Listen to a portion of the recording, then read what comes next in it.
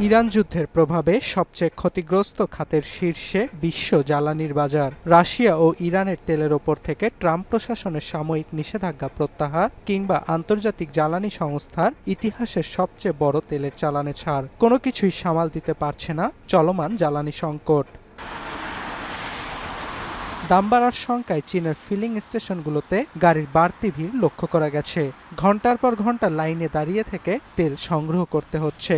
Iran যুদ্ধ শুরুর পর দ্বিতীয়বারের মতো গ্যাসোলিন ও ডিজেলের দাম বাড়ার ইঙ্গিত দিয়েছে শি জিনপিং প্রশাসন। নতুন রিন গভীর থেকে পরিষ্কার করে কাপড়কে রাখে নতুনের মতো উজ্জ্বল। নতুন রিন অ্যাডভান্সড পাউডার। জ্বালানি বিশেষজ্ঞদের শঙ্কা ছিল কাতারের রাশ এলএনজি টার্মিনালে ইরানের হামলা দীর্ঘমেয়াদে বাংলাদেশ, ভারত ও পাকিস্তানের গ্যাস ও বিদ্যুৎ খাতকে ক্ষতিগ্রস্ত করবে। এবার জ্বালানি সংকটের জেরে আসন্ন পিএসএলে বড় ধরনের সিদ্ধান্ত নিয়েছে পাকিস্তান ক্রিকেট বোর্ড পিসিবি। হবে না কোনো উদ্বোধনী অনুষ্ঠান, 6 ভেন্যুর পরিবর্তে শুধু লাহোর ও করাচিতে অনুষ্ঠিত হবে ম্যাচ।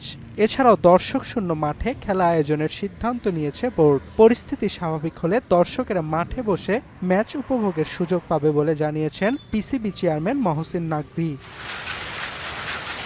ভারতেও তীব্র হচ্ছে এলপিজি সংকট।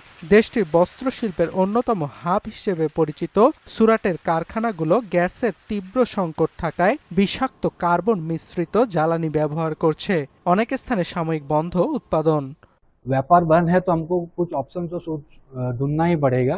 कुछ मशीनें होती हैं जो बॉयलर चला रहे हैं, लकड़ी से चल जाती हैं। कुछ मशीनें ऐसी हैं जो सिर्फ गैस से ही चलती हैं। इसकी वजह से फैक्ट्रियां बन गए। গুজরাটের তেলের পাম্পগুলোতেও দেখা যায় দীর্ঘ line.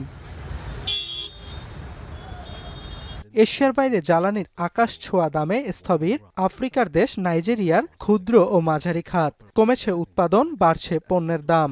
Has affected our production, everything that we had to increase the prices of our stuffs, which in one way affects the customers too. They will still pay the previous amount we were paying. They don't increase. The price of market don't change. We don't change our price. But now the materials we are buying, the price change. জ্বালানি সংকটে নাকাল Thailand ও ফিলিপিন্সের জনজীবন। Rationing পদ্ধতিতে তেল বিক্রির সিদ্ধান্ত নিয়েছে Slovenia সরকার। অর্ণব প্রসাদ, এখন বিশ্ব।